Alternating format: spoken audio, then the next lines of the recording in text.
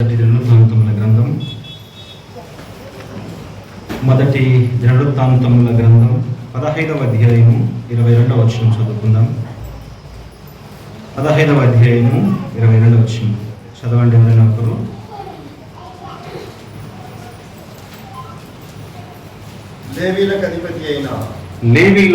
లేవీల అధిపతి అయిన కెనన్య మందసమును మోయిటయందు గట్టివాడైనందున అతడు మోతక్రమము నేర్పుటకై నియమింపబడెను. ప్రార్థన చేద్దాం. దయగల ప్రభువా, నీకు స్తోత్రాలు. చదువుకున్న లేఖన భాగం మీది. ఎందు నిమిత్తము ప్రభువా ఈ లేఖనాలు మా కోసం రాయించావు.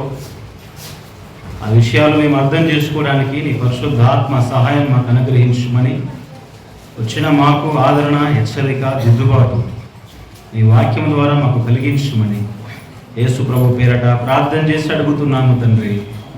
ఆమేన్. ప్రభునందు ప్రియులారా, చదువుకున్న భాగము ఎంతో మరి విలువైనటువంటి మాటలు ఇవి.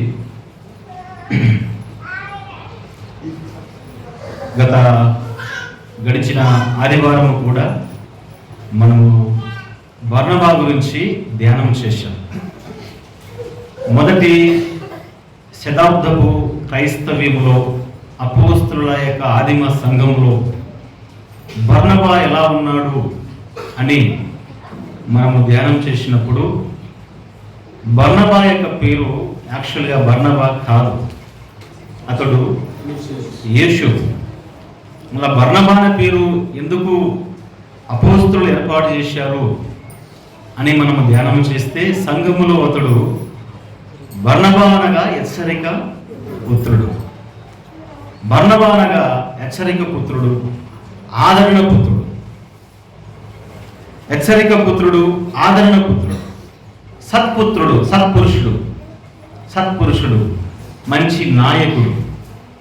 ఆ మొదటి శతాబ్దపు సంఘంలో ఆ యొక్క బర్నబా ఎంత మాదిరికరంగా ఉన్నాడో అనేక విషయాలు సంఘముగా మనము నేర్చుకొని, మనము కూడా సంఘములో ఒక హెచ్చరిక పుత్రులుగా, ఆదరణ పుత్రులుగా,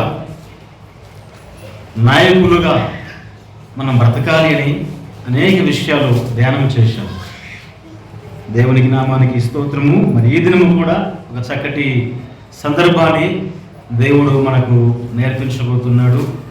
మరి ఇంతవరకు పెద్దలు ప్రకటన చేసినట్టు మీరందరూ కూడా సిద్ధపడండి క్రిస్మస్ యొక్క ప్రత్యేకమైనటువంటి కార్యక్రమానికి. ఆ రోజు కూడా చాలా విలువైన మాటలు దేవుడు మనకి అందిస్తాడు.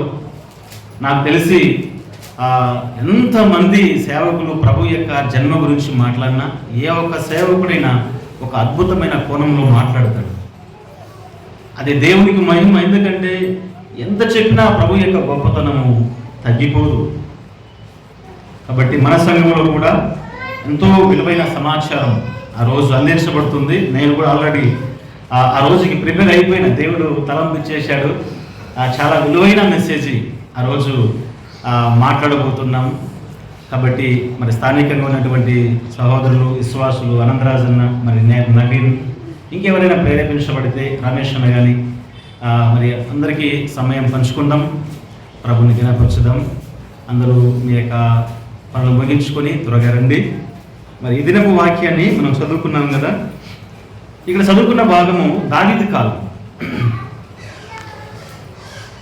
ఆదిమ సంఘంలో బర్నబా ఏ విధంగా ఉన్నాడో గత వారం విన్న వారికి అర్థమైంది. అదే క్రమాన్ని అనుసరిస్తూ ఈరోజు కూడా దావీదు కాలంలో కెనన్య అనే వ్యక్తి కనబడుతున్నాడు. ఏం పేరండి దాని పేరు? కెనన్య. విన్నారు ఎప్పుడైనా?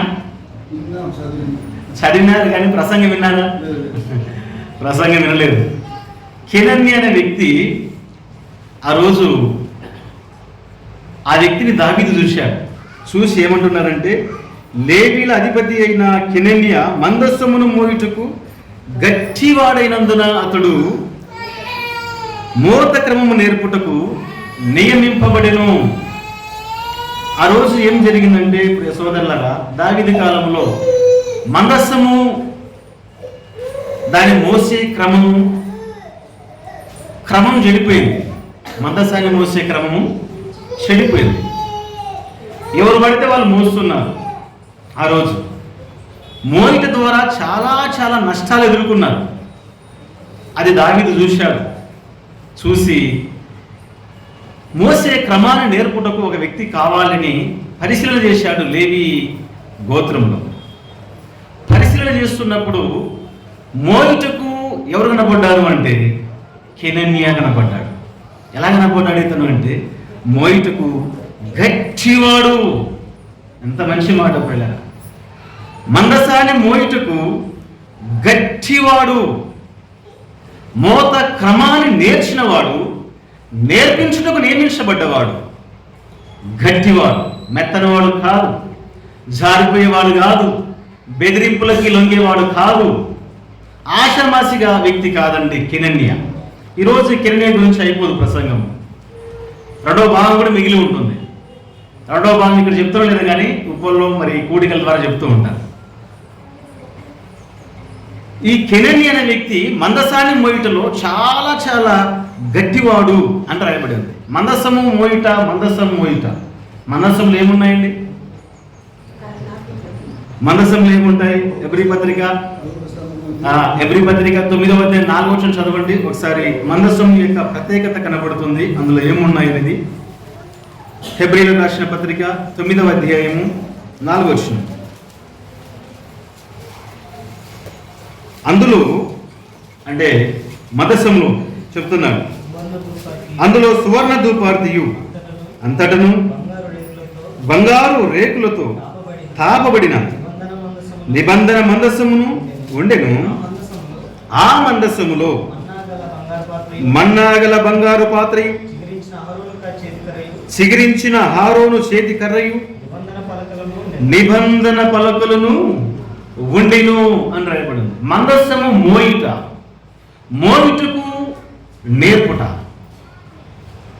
మోయిటకు నేర్పుట. మోయాలి, మోసేవారు ఎలా ఉండాలో నేర్పే వ్యక్తి ఇక్కడ కెనన్యా కనబడుతున్నాడు.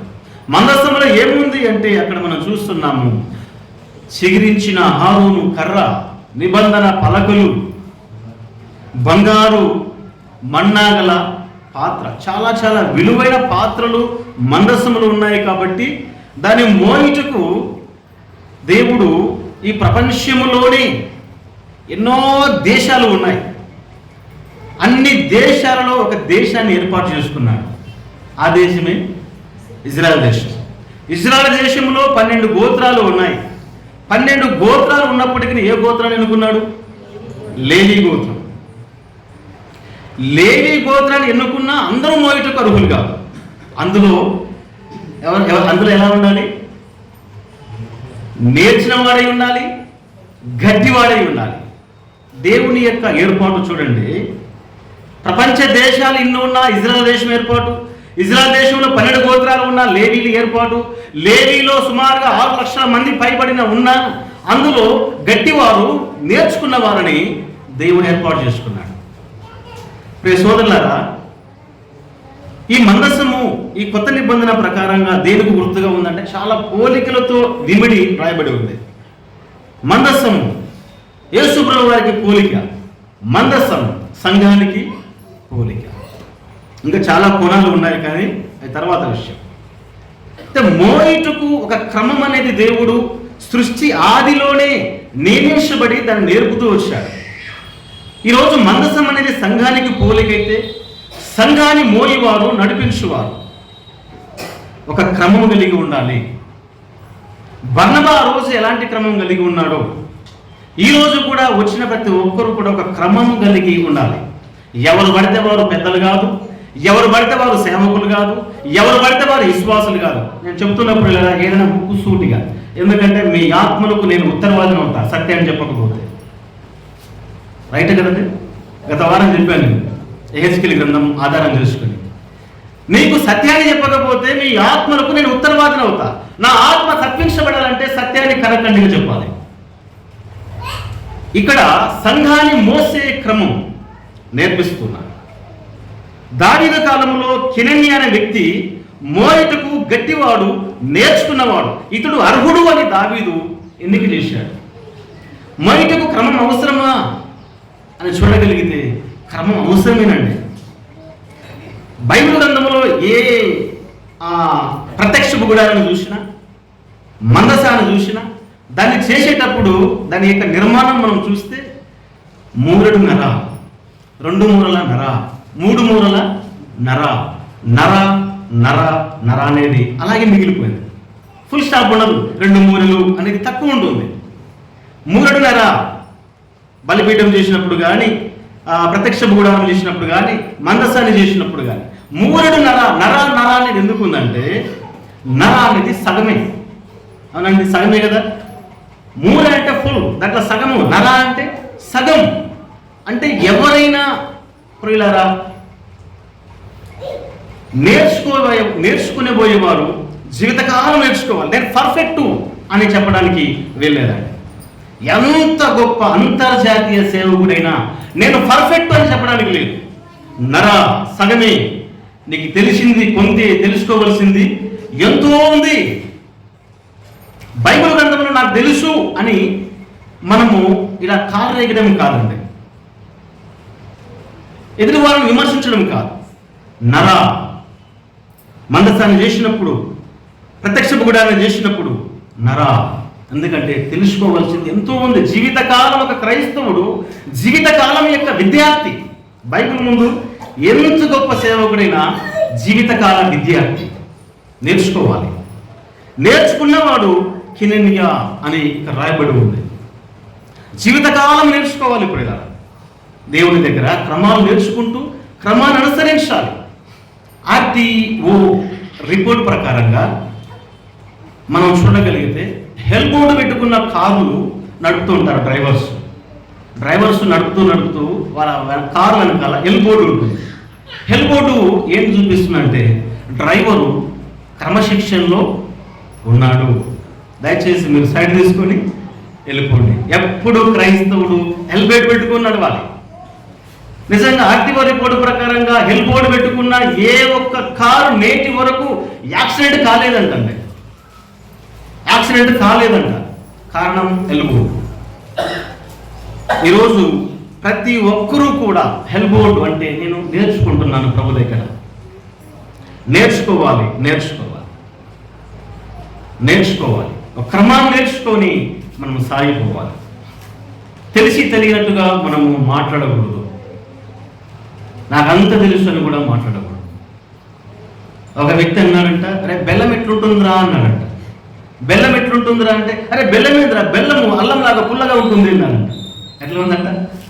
బెల్లము అల్లంలాగా పుల్లగా ఉందంట. అంటే నీకు తెలుసా? పాపం ఆడంట అమ్మాయికుడు బెల్లం ఎట్టుందో తెలియదు చెప్పురా అన్నాడు. ఈ మహానుభావుడు తెలిసినలాగా ఏమంటున్నాడు? బెల్లము అల్లంలాగా పుల్లగా ఉంది అన్నాడంట. నిజమేనా? తెలియని వాళ్ళు మాట్లాడితే అట్లే ఉంటుంది. కాబట్టి తెలుసుకోవాలి. జీవితంలో ఎన్నో విషయాలు తెలుసుకోవాలి. క్రమాలు నేర్చుకోవాలి. కెననియా అనే వ్యక్తి, అతడు మందసాన్ని మోయటకు గట్టివాడు, తర్వాత మోయటకు నేర్పించుటకు ఒక అధిపతిగా నిర్ణయించబడ్డాడు. క్రమం అవసరమండి. సంఘాన్ని మోయటకు, సంఘాన్ని నడిపించుటకు, సంఘములో చేర్చబడి ఒక విశ్వాసి కోణములో సాగిపోవటకు ఒక క్రమం అవసరం. బలిపీఠం మీద ఆ రోజు లేవియకాండం 1వ అధ్యాయం 7వ వచనం ప్రకారంగా కట్టెలను ఎట్లా తెరచాలంట? క్రమముగా తెరచాలి. కట్టెలను క్రమంగా వేర్చాలి. క్రమంగా వేర్చి అంటిస్తే ఆ కట్టెలు కాలి బూడిదైపోతాయి. బూడిదైపోయే కట్టెలకు క్రమం అవసరమా? చెప్పండి. ఎట్లా పడితే అట్లా కాలిస్తే బూడిదైపోతుందిలే అని ఎట్లా పడితే అట్లా వేసాడు బలిపీఠం మీద. క్రమం. సంఘములో ప్రతి ఒక్కరూ ఇలా క్రమంగా సాగిపోవాలి, నేర్చుకోవాలి. అయితే మనం చదువుకున్నటువంటి భాగంలో ఆదిమ కాలములోనే దేవుడు ఒక లేవీయులను ఏర్పాటు చేసుకుని వారిని మందసాన్ని మోయుటకు ఏర్పాటు చేసుకొని ఆ మోసే క్రమాన్ని చెబుతూ ఉన్నప్పటికీ కొన్నిసార్లు క్రమం తప్పిపోయారు. మోసే విషయంలో క్రమం తప్పిపోయారు. అప్పుడు చాలా కష్టాలు వారికి వచ్చాయి. కాబట్టి క్రమం అనేది అవసరం. ఈరోజు సంఘానికి కూడా క్రమాలు చాలా అవసరం. సంఘంలో పెద్దలు కావచ్చు, సేవకుడు కావచ్చు, విశ్వాసులు కావచ్చు, స్త్రీలు కావచ్చు, అందరూ క్రమంగా నడుచుకోవాలి. మన మనసుల వైపు చూడకూడదు, మనసులు స్థాపించిన సంఘాల వైపు చూడకూడదు. మనకు బైబుల్ మొదటి శతాబ్దంలో ఏదైతే చెప్పబడిందో అదే ఇక్కడ చెప్పడం, అంతే. ఏ డౌట్స్ ఉన్నా రావచ్చు, మాట్లాడుకోవచ్చు, తెలుసుకోవచ్చు. అయితే ఇక్కడ చెప్తున్నాడు, కెనన్య అనే వ్యక్తి మోయిటుకు అతడు గట్టివాడు, క్రమం కలిగిన వాడు. మన దేవుడు మనం క్రమం చూస్తాడు. మత్తయి సువార్త 7వ అధ్యాయం 23వ వచనం చూడండి ఏమన్నాడు. మత్తయి సువార్త 7వ అధ్యాయము 23వ వచనంలో, 7వ అధ్యాయం 23వ వచన భాగంలో మనం చూడగలిగితే, అప్పుడు నేను మిమ్మల్ని ఎన్నడూ ఎరగను, అక్రమము చేయువారులారా నా యొద్ద రండి. అక్రమము చేసేవారిని దేవుడు తన దగ్గర ఉంచుకోవడానికి ఇష్టపడలేదండి. ఆది కాలమైనా సరే, ఇప్పటికైనా సరే, అక్రమంగా ఎవరైతే ఉంటారో ఆయన దగ్గర, అయ్యా మేము అద్భుతాలు చేశాం, దయ్యాలలో కొట్టాం, స్వస్థపరిచాం, మేము చాలా కనపడ్డాం కదా అంటే, అక్రమంగా నువ్వు వచ్చావు. క్రమంగా ఉంటే నా దగ్గర ఉండేవాడు, కానీ వెళ్ళిపోండి. ఇది ఆ రోజైనా ఈ రోజైనా దేవుడు ఒక క్రమాన్ని ఒక విశ్వాసకి నేర్పుతూ ఉన్నాడు. అయితే క్రమం కలిగి నడుచుకోవడానికి మనము ఎలా ముందుకెళ్ళాలి? గలతీ పత్రిక 5వ అధ్యాయం 25వ వచనంలో పౌలు చెప్తాడు చూడండి. గలతీలకు రాసిన పత్రిక 5వ అధ్యాయము 25వ వచనంలో మనం చూడగలిగితే, 5వ అధ్యాయము 25వ వచనంలో, మనము ఆత్మను అనుసరించి జీవించు వారమైతిమా, ఆత్మను అనుసరించి క్రమముగా నడుచుకుందుము. ఎట్లా నడుచుకోవాలంట? క్రమముగా నడుచుకోవాలంటే ఎవరిని అనుసరించాలి?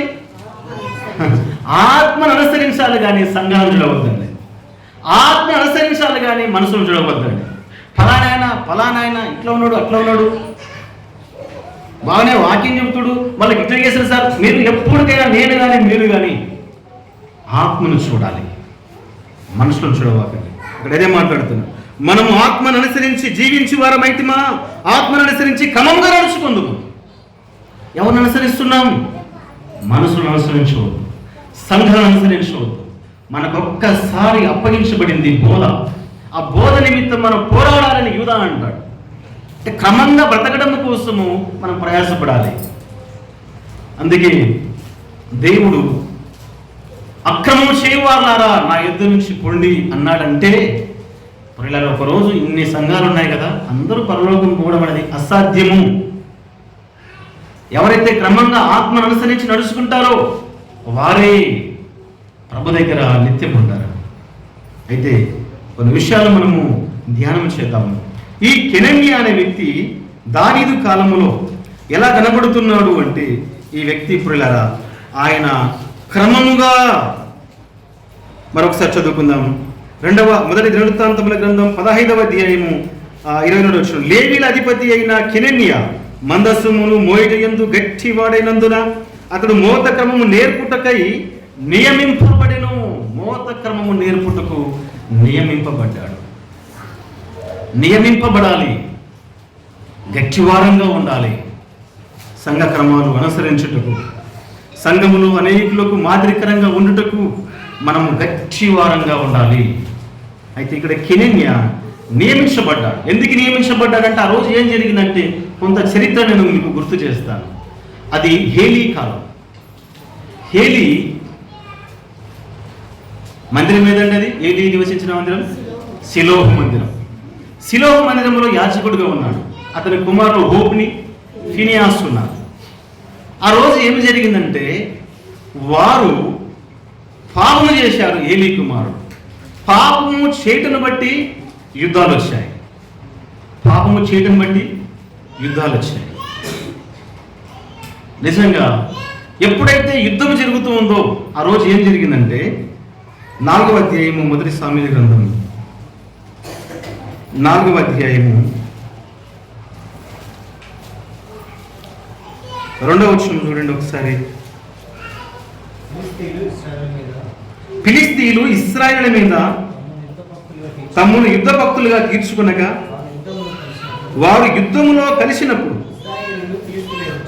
ఇశ్రాయేలు ఫిలిస్తీన్ల ఎదుట ఓడిపోయి యుద్ధ భూమిలోని ఎక్కువ తక్కువ 4,000 మంది హతులైరి.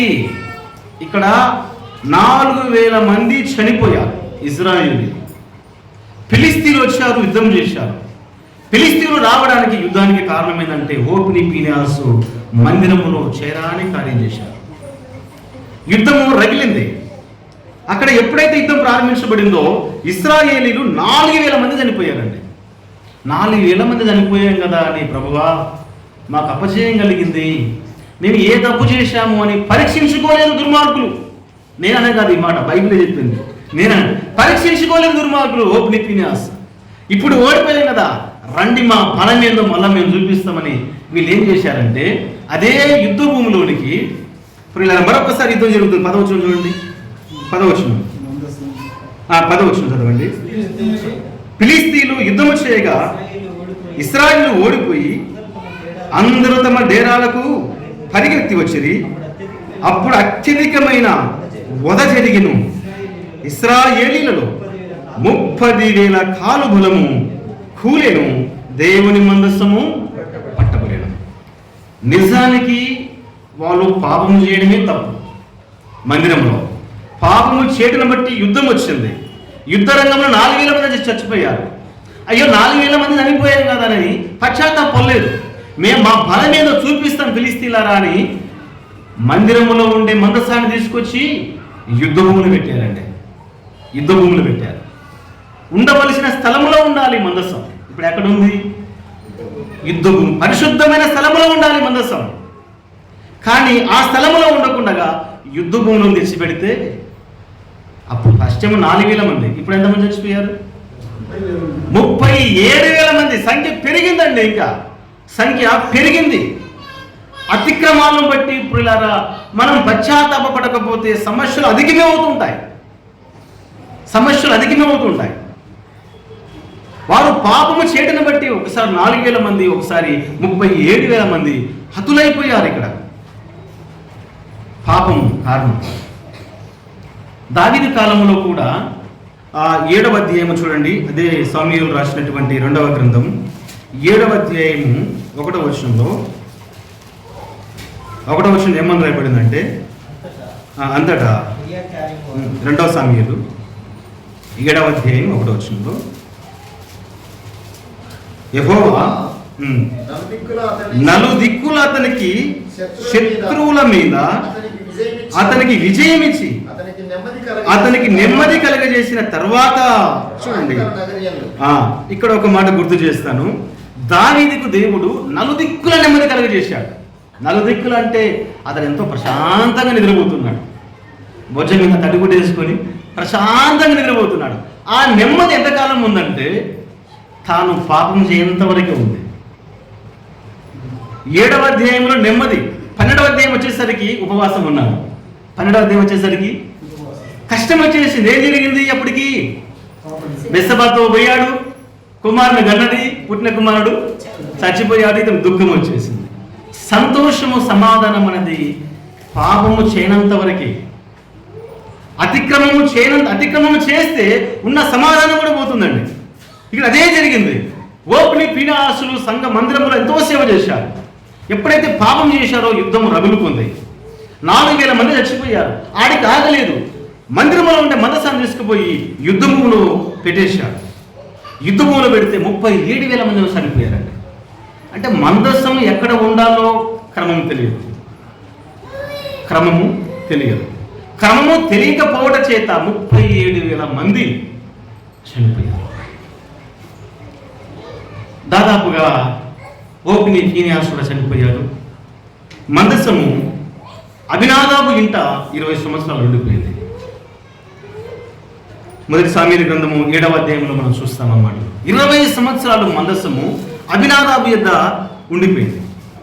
20 సంవత్సరాల తర్వాత దావీదు ఏం చేశాడంటే, మా దేవుని మందసము అబినాదాబు దగ్గర ఉండిపోయింది కదా, దాన్ని ఏ విధంగా సరే తీసుకొని రావాలి, మందిరం ఉండే స్థలంలో ఉండాలి అని మనవుడు దావీదు ఏం చేశాడంటే ఒక ప్లాన్ చేశాడు.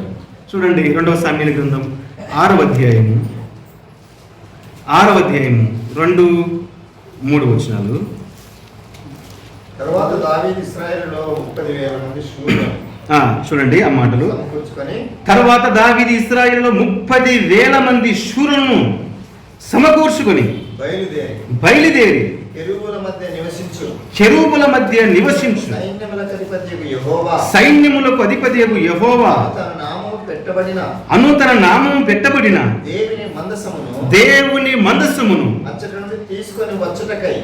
నుండి తీసుకొని వచ్చుటకై తన యుద్ధనున్న వారందరితో కూడా ప్రయాణమాయను. వారు దేవుని మందసమును క్రొత్త బండి మీద ఎక్కించి గిబియాలోనున్న అభినాదాబు యొక్క చాలండి ఇంటిలో నుండి తీసుకొని రాగా. ఇక్కడ చూడండి, మందసము మందిరములో ఉండాలి, ఉండవలసిన స్థలంలో లేకపోవట చేత యుద్ధ భూములు ఉంది కాబట్టి శ్రమలు వచ్చేసాయి ఇశ్రాయేలుకి. అది దావీదు గ్రహించి ఏం చేస్తున్నారంటే, మందసాన్ని తీసుకొని రావడానికి ఎంతమందితో బయలుదేరుతున్నాడు? మొదటి వచనంలో చూడండి, 30,000 మంది. మామూలు మనుషులు కాదండి, 30,000 మంది శూరులు, యుద్ధం చేసే బాలాఢ్యులు, యుద్ధ శూరులతో కొత్త బండి చేత ఎద్దుల చేత తీసుకొని నా దేవుని మందిరం తీసుకొని రావాలి అని వెళ్ళిపోతున్నాడు. ఓ దావీదా, నీవు నీ బలాన్ని చూపిస్తున్నావు. ఇక్కడ నా దగ్గర 30,000 శూరులు ఉన్నారని ఆర్భాటముతో నా దేవుని మందసాన్ని తీసుకొని రావాలనుకున్నాడు. నీ ఆర్భాటం పనికిరాదు దేవుని దగ్గర. దయచేసి జాగ్రత్తగా ఆలోచించండి. ఆర్భాటముతో బయలుదేరుతున్నాడు, కొత్త బండితో బయలుదేరుతున్నాడు, కొత్త ఎద్దులతో బయలుదేరుతున్నాడు దేవుని మందసాన్ని తీసుకొని రావడానికి. మోసేది శూరుల ఎద్దుల? చెప్పండి, మందసాన్ని ఎవరు మోయాలి? మందసాన్ని మోసేది శూరుల ఎద్దుల బండే. ఎవరు మోయాలి? ద్వితీయోపదేశకాండం చూడండి ఒకసారి, 10వ అధ్యాయం 8వ వచనం. ద్వితీయోపదేశకాండం 10వ అధ్యాయము 8వ వచనంలో,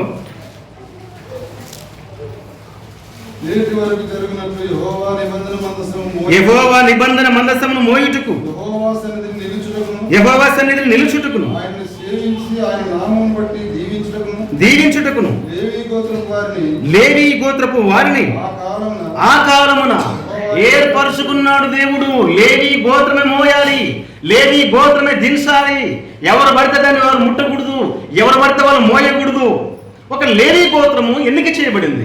పాపము ఇక్కడ ఏం చేశాడంటే దావీదు మహానుభావుడు, అభినాదాబు దగ్గర మందసం ఉండిపోయింది కదా, ఆర్భాటముతో తీసుకుని వద్దామని ఆర్భాటముతో బయలుదేరుతున్నాడండి. ఆర్భాటంతో బయలుదేరాడు 30 మంది శూరుల, 35,000 మంది శూరుల చేత, కొత్త బండి చేత బయలుదేరాడు. తీసుకున్నారు ఆ మందసాన్ని. తర్వాత బండి మీద పెట్టారు, ఎద్దులు మోస్తూ ఉన్నాయి. ఇప్పుడు ఎవరు మోస్తున్న మందసాన్ని అంటే ఎద్దులు మోస్తూ లాగుతూ ఉన్నాయి. ఏం జరిగింది? 6వ వచనం 7వ వచనం చూడండి ఒకసారి. 6వ అధ్యాయము 2వ సామెతల గ్రంథం 6వ వచనం. వారు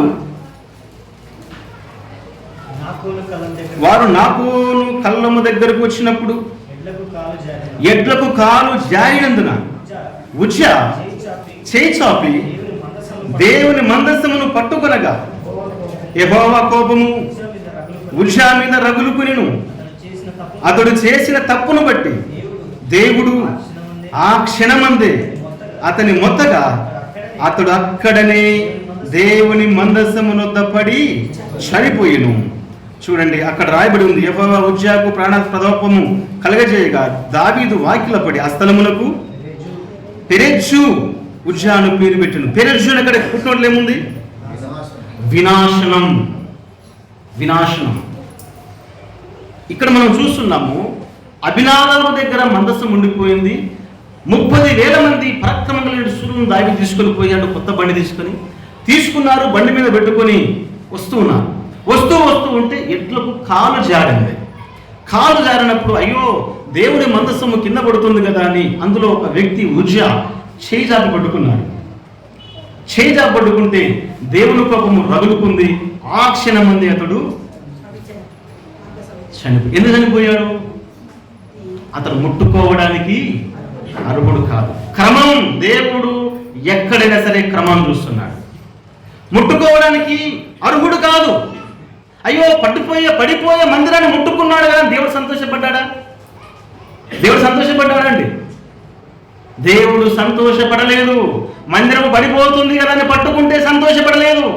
అది పడిపోయిన పొరలేదు కానీ నువ్వు ముట్టుకోకూడదు. అది దేవుని క్రమం. ఇక్కడ చూడండి పిల్లరా, దేవుడు సంతోషపడని కార్యం ఇక్కడ కనపడుతుంది. 30,000 మంది కాలుబలం వెళ్ళినా దేవునికి సంతోషం లేదు. వారెవరు అంటే లేవీలు కాదు. కొత్త ఎద్దుల బండి మీద తీసుకుని వచ్చినా దేవునికి సంతోషం లేదు. మోయవలసిన వారు మోయటలేదు కాబట్టి, అయ్యో పడిపోతుంది కదా అని పట్టుకుంటే దేవునికి సంతోషం లేదు. వీడు ముట్టుకున్న వాడు ముట్టుకుంటున్నాడు అని. నీ ఆర్భాటము, నా యొక్క ఆర్భాటము దేవుడు సంతోషించేవాడు కాదండి.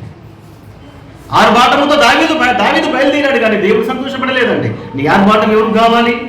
నాకు క్రమం. నిజంగా పిల్లల క్రైస్తవ జీవితంలో క్రమం అనేది చాలా చాలా అవసరం.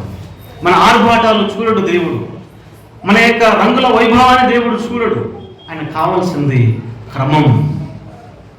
దావీదేమో తన యొక్క బలాన్ని నిరూపించుకోవడం కోసం ఆడంబరముగా వెళ్ళిపోయాడు కానీ దేవుడు సంతోషపడలేదండి. ఈరోజు క్రైస్తవులుగా మన యొక్క జీవితంలో దేవుడు సంతోషపడే కార్యాలు మనం చేయాలి.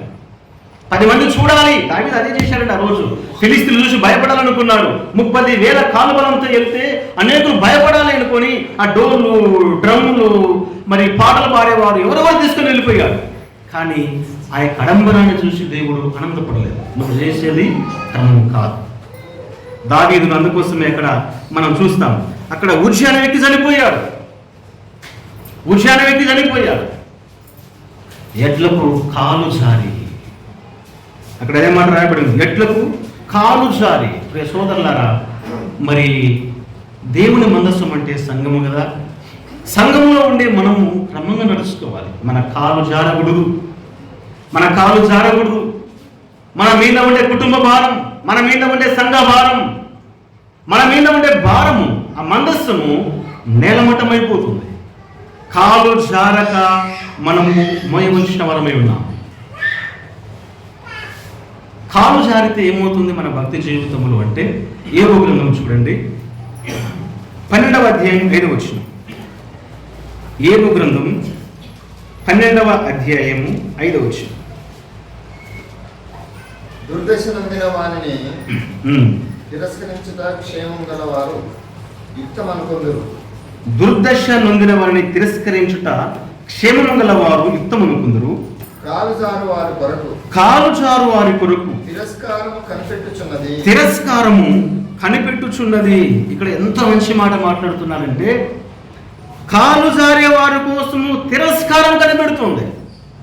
ఆ రోజు మందసాన్ని మోసేవారు కాలు జారిపోయారు. మందసము పడిపోతుందేమో అని ఉజ్జాపట్టుకుంటే దేవుడు సంతోషపడలేదు. ప్రియ సోదరులారా, కాలు జారక మనం మోయాలి, మన బాధ్యతలు నిర్వహించాలి. మన జీవితంలో కాలు జారకూడదు, మాటల్లో కాలు జారకూడదు. అప్పుడప్పుడు అంటారు కదండి, కాలు జాగ్రత్త తీసుకుంటాము కానీ కంఠం జారితే మాటలు జారకుండా చూసుకోవాలి. మనం జాగ్రత్త పడాలి మన భక్తి జీవితంలో. కాలు జారితే ఏం కనిపెడుతుందంట? తిరస్కారం. కాలు జారినా, కంఠము జారినా, ఇంకోటి జారినా తిరస్కారం. నిజంగా చాలామంది ఆ రోజు ఏం చేశారంటే, ఏమో కాలంలో ఈ మాట మాట్లాడారు కాబట్టి చెప్తున్నా. దుర్దశ నొందిన వారిని తిరస్కరించుట క్షేమం గల వారు యుక్తమనుకొందురు. అంటే ఒక పేదరికంలో ఉన్న వారిని చూసి తిరస్కరిస్తూ ఉంటే క్షేమం గల వాడు అది రైట్ రా అనుకున్నాను. అలాంటి వాడిని కోసము తిరస్కారం. ఎప్పటికైనా కానీ ఎవరిని తిరస్కరించుకోవాలి. వాడు దుర్దశలో ఉండవచ్చు, పేదవాడే కావచ్చు, మరి ఏదో ప్రాబ్లం ఉండవచ్చు. వారిని మనం తిరస్కరించకూడదు. తిరస్కరిస్తే పనిలారా అక్కడ రాయబడి ఉంది, తిరస్కారము కనిపెడుచు ఉన్నది. కాలు జారి కోసము తిరస్కారం కనిపెడుతుంది. తిరస్కరించకూడదండి. ఏబు మాట్లాడిన మాట మనం చూస్తే, ఫిలిష్తీయుడు వచ్చారు, రోజు వచ్చి ఇశ్రాయేలుని తిరస్కరిస్తున్నాడు. ఏమని తిరస్కరిస్తాడు? రండి నా మీదకి ఎవరైనా సరే ఒకడు. ఆ మాట మనం చూస్తాము. తిరస్కారం చేస్తూనే ఉన్నాడు. ఎక్కడంటే మాట మొదటి సమూయేలు గ్రంథం 17:10 ఉంటుంది, రాసుకునండి. అయితే అక్కడ రోజు తిరస్కారం చేస్తున్నాడు గొల్యాతు. చివరికి ఏమైపోయాడు? నేలమట్టమైపోయాడండి. నేలమట్టమైపోయాడు. తిరస్కరించకూడదు. అయితే మనం ధ్యానం చేసే ఈ భాగంలో మనం ఆలోచిస్తున్నప్పుడు ప్రియ సోదరులారా, కాలు జారే వారి కొరకు తిరస్కారము కనిపెడుతుంది. కాలు జారకుండా మనం జాగ్రత్త పడతాం. సంఘములో ఒక కినెన్యావులే గట్టివారుగా నిలబడదాం. సంఘ సిద్ధాంతం కోసం, సంఘ క్రమాల కోసం నిలబడాలి. గట్టివారంగా నిలబడాలి. నేర్చుకోవాలి. నేర్పించింది, నేర్చుకున్నది నేర్చేవారికి నేర్పాలి. నేర్చుకున్నది నేర్పాలి. నిరంతర విద్యార్థిగా మనం సాగిపోవాలి. అయితే ఈ కెనెన్యా ఎవరు అంటే, అతడు మందసాన్ని మోయిటకు గట్టివాడు. నిజంగా జీవితంలో పిల్లరా గట్టితనం అనేది ఉండాలి. ఏమిటి గట్టితనము అంటే, ఒకనాడు దానియేలు బబులోను దేశంలో రాజు యొక్క స్వాధీనంలో ఉన్నాడు. నెబుకద్నెజరు దగ్గర ఉన్నాడు. రాజు భోజనం అతని దగ్గరికి వచ్చిందండి. అతని తీర్మానము గట్టిది. నేను ఏ విధము చేసినా సరే రాజు భోజనము తినవు. రాజు భోజనం ఎలాంటిదంటే, ప్రియ సోదరులారా, సొలొమోను జీవితంలో మనం చూస్తాం రాజులు తినే భోజనం. వేల గొర్రెపోటీల మాంసం, దుప్పుల మాంసం, ఎర్ర దుప్పుల మాంసం, రకరకాల ఆహార పదార్థాలు ఉంటాయి. చేసిన తీర్మానము గట్టిగా ఉండాలి. తీర్మానం చేసినప్పుడు తీర్మానం, బాప్తిజం చేసినప్పుడు ప్రమాణాలు, సంఘ సిద్ధాంతం కోసము మనం కట్టుబడి గట్టిగా సంఘములో మనము నిలవబడాలి. ఈ సంఘ సిద్ధాంతాన్ని మోసే క్రమం అది. కాబట్టి ఈ విషయంలో మనము ధ్యానం చేస్తున్నప్పుడు కెనెన్యా అతడు మోయిటలో క్రమం కలిగిన వాడు, గట్టిగా నిలిచినవాడు.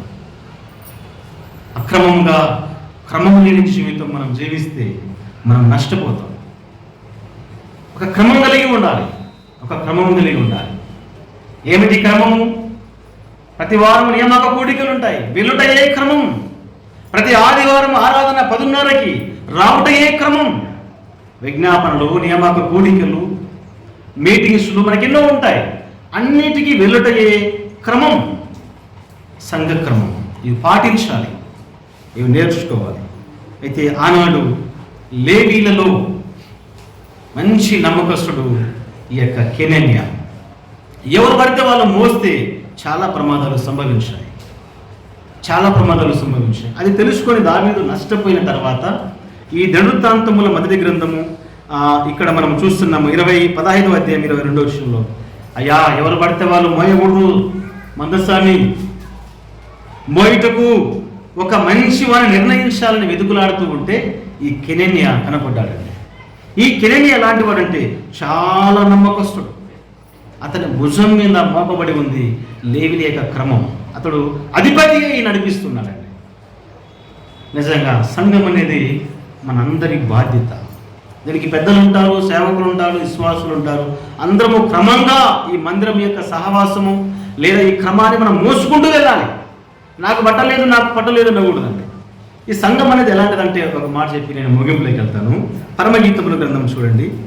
పరమగీతముల గ్రంథం 1వ అధ్యాయము 9వ వచనం. పరమగీతములు 1వ అధ్యాయము 9వ వచన భాగం తీయండి అందరూ. నా ప్రియురాలా ఫరో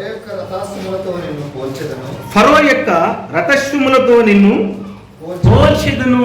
ఇక్కడ ఏమంటున్నారంటే నా ప్రియురాలా. ఎవరు ప్రియురాలు? ఎవరు ప్రియురాలు?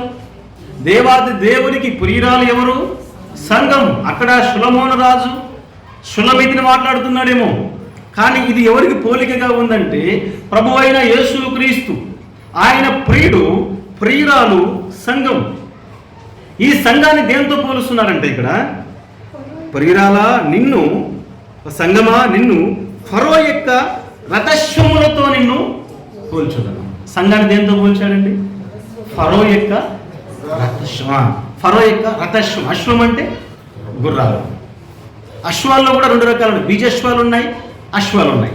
అశ్వం వేరు, బీజాశ్వం వేరు. బీజాశ్వం అంటే పిల్లలు కనేది, అశ్వం అంటే మొగది. అయితే ఈ రథాశ్వములతో ఈ సంఘాన్ని పోలుస్తున్నాం. చాలా చాలా హెచ్చరిక ఇక్కడ. ఈ హెచ్చరిక చేసి నేను ముగిస్తాను ఈ దినానికి. సంఘాన్ని ఫరో యొక్క రథశ్వము అన్నాడు. రథము, రథాన్ని లాక్కెళ్ళేటివి ఏంటివి? గుర్రాలు. రథం మీద ఎవరున్నారు? రాజు ఉన్నాడు. రాజు ఊరేగించబడుతూ 10 మందికి కనబడుతున్నారంటే ఈ అశ్వాలు, ఫరో యొక్క రథానికి అశ్వాలు ఎన్ని ఉంటాయి? గుర్రాలు ఎన్ని ఉంటాయి?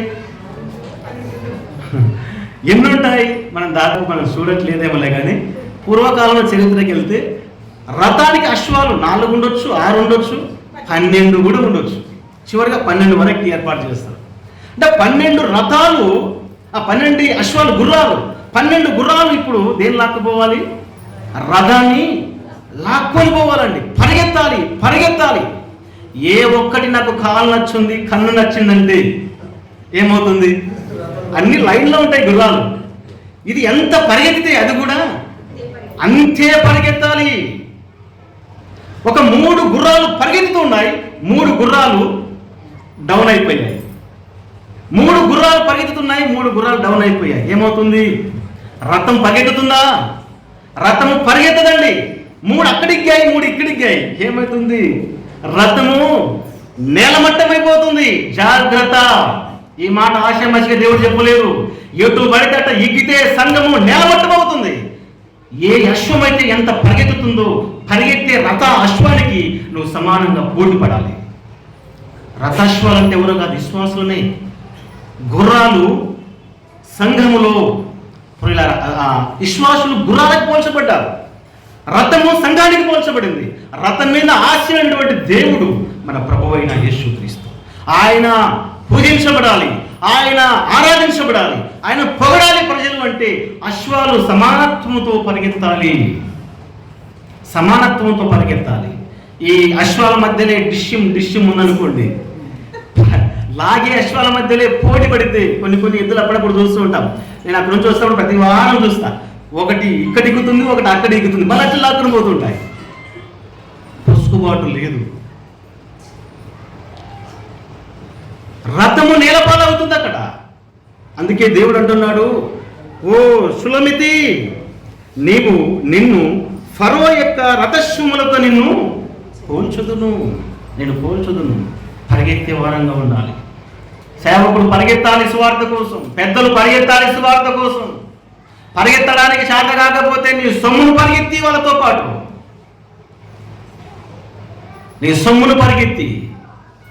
ఉండేది కొంతకాలమే, 60-70 సంవత్సరాలు. ఇప్పుడే చాలా సంవత్సరాలు దాటుకొని వచ్చాము. ఇంకా దినాలు ఎంచాల్సిందే. ఎప్పుడో యాత్ర ముగించేది. ప్రియ సోదరులారా, సంఘములో సంఘాన్ని మోయుటకు ఒక క్రమం నియమింపబడి ఉంది. ఆ క్రమాన్ని మనము లాగుతూ వెళ్ళిపోవాలి. ఒక అమూల్యమైన హెచ్చరిక. ఈ రథాశ్వాల మధ్య సమాధానం లేకపోతే కూడా సమాధానం ఉన్నవాడు ఏం చేయాలంటే, యేసు ప్రభుకి ఎంతమంది శిష్యులండి?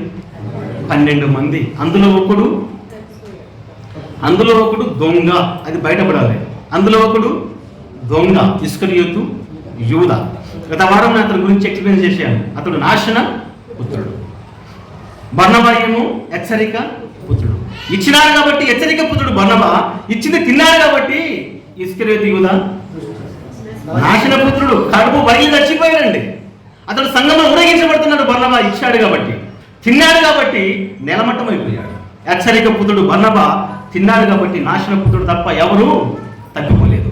ఇలాంటి వ్యక్తిని కూడా యేసు ప్రభు ఎంతకాలం ప్రేమించాడు? అంతం వరకు ప్రేమించాడు.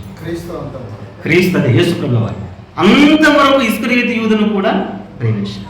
అంటే సంఘములో పిల్లలు, ఏ సంఘములోనైనా సరే మనం అనుసరించవలసిన క్రమం అందరితో సమాధానంగా మనం వెళ్ళిపోవాలి.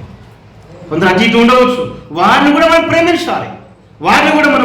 ప్రేమించాలి. అందుకే అక్కడ రాయబడి ఉంటుంది, ఆ రోజు బర్నబా కనపడి లాస్ట్కి మరుగైపోయాడు. తాను కనపడి మరుగైపోయి పౌలు ముందర పెట్టాడు. పౌలు 2వ క్రీస్తుగా పిలువబడుతున్నాడు. అతన్ని పౌలు కనబడుతున్నాడంటే దానికి కారణము బర్నబా.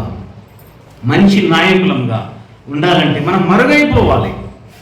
క్రమాన్ని పాటించే వారిని ముందుకు నెట్టాలి, ఎవరు పడితే వారు కాదు. మళ్ళీ అందుకే ఇక్కడ సంఘాన్ని పోలుస్తున్నాడు. నా ప్రియురాల ఫరో యొక్క రథశ్రుములతో నిన్ను పోల్చుదును. మనం అశ్వాలం పరిగెత్తాలి.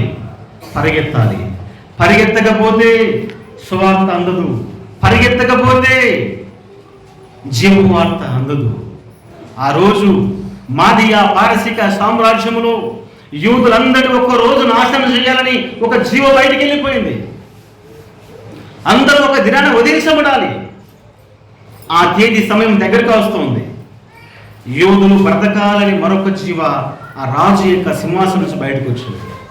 ఆ జీవాన్ని బయటకు తీసుకొని 127 సంస్థానాలకి అందించింది ఏంటంటే అశ్వం, గుర్రాలు. సమయం తక్కువ ఉంది, 127 సంస్థానాలకి ఆ జీవం అందించాలి. అప్పుడు యూదులు బ్రతికించబడతారు. యూదులు బ్రతికించబడాలంటే అశ్వము పరిగెత్తాలి, అశ్వాలు సమానత్వంతో పరిగెత్తాలి. ఇది సంఘం యొక్క క్రమం. అందుకే ఇదొక మాట చెప్పి నేను చదివి ముగిస్తాను. మరొకసారి చదువుదాం. మొదటి దినవృత్తాంతముల గ్రంథం 15వ అధ్యాయము 22వ వచనంలో, లేవీలకు అధిపతి అయిన కెననియా మందస్సమును మోయుట యందు గట్టివాడైనందున అతడు మోత క్రమము నేర్పుటకై నియమింపబడిను. కెననియా చాలా గట్టివాడు. ఎంత గట్టివాడో ఇంకా ధ్యానం చేయండి, బయలుపరచబడుతున్న అతని జీవితం. మనం కూడా లోకములో గట్టివారంగా ఉండాలి. మనం నమ్మిన వాక్యము కోసం, మనం నమ్మిన ప్రభువు కోసం గట్టిగా నిలబడాలి. పేతురులాగా అబద్ధం ఆడకూడదండి. నీవు కూడా ఆయనతో ఉన్నావు కదా అని చిన్న బాబు వచ్చంటే నేను లేను. గట్టితనం ఉండాలి, కాలు జారవద్దు. మనము విశ్వాసములో, భక్తి జీవితములో మనము గట్టివారమై సంఘక్రమాలు మోస్తూ మన ప్రభు అయిన యేసుక్రీస్తు ఆయన రథం మీద ఆశీనుడై ఉన్నాడు. ఆయన మహిమపరచబడాలంటే మనం క్రమంగా ఉంటేనే ఆ ప్రభు మహిమపరచబడతాడు. ఆయన అల్లరికి కర్త కాడు. కాబట్టి మనమందరం సంఘ బిడ్డలముగా సమాధానముతో క్రమాలు నేర్చుకొని, క్రమము లేని అన్న జనాంగాన్ని, క్రమము లేని నామకార్థులకు కూడా మనము క్రమాన్ని నేర్పిస్తూ ఈ యొక్క జీవితాన్ని మనము ప్రభుకు అంకితం చేసి మన యొక్క యాత్ర ముగించవలసిన వారమై ఉంటున్నాము. ఆ విధంగా బ్రతుకుటకు దేవుడు మనకు సహాయం చేయనుగాక. దేవుడి మాట దీవించి ఆస్వాదించుగాక.